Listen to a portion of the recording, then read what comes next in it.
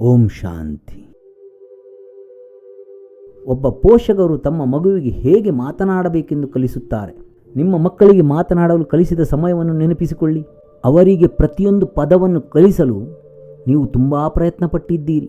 ನೀವು ಅವರಿಗೆ ಕೇವಲ ಒಂದು ಭಾಷೆಯನ್ನು ಕಲಿಸಲಿಲ್ಲ, ನೀವು ಅವರಿಗೆ ಪ್ರತಿ ಪದವನ್ನು ಕನಿಷ್ಠ 2 ಅಥವಾ 3 ಭಾಷೆಗಳಲ್ಲಿ ಕಲಿಸಿದ್ದೀರಿ ಮತ್ತು ನೀವು ಪ್ರತಿಯೊಂದು ಪದವನ್ನು ಕಲಿಸಲು ತುಂಬ ಶ್ರಮಿಸಿದ್ದೀರಿ.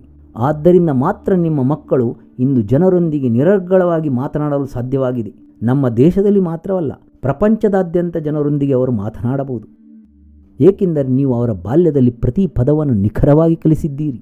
ನೀವು ಅವರಿಗೆ ಏನು ಮಾತನಾಡಬೇಕೆಂದು ಕಲಿಸಲಿಲ್ಲ, ನೀವು ಅವರಿಗೆ ಹೇಗೆ ಮಾತನಾಡಬೇಕೆಂದು ಕಲಿಸಿದ್ದೀರಿ. ಪದಗಳ ಹಿಂದಿನ ಸರಿಯಾದ ಉದ್ದೇಶ ಮತ್ತು ಭಾವನೆಯನ್ನು ನೀವು ಅವರಿಗೆ ಕಲಿಸಿದ್ದೀರಿ. ಆದರೆ ನಾವು ಅವರಿಗೆ ಕಲಿಸಬೇಕಾದ ಇನ್ನೊಂದು ವಿಷಯವಿದೆ.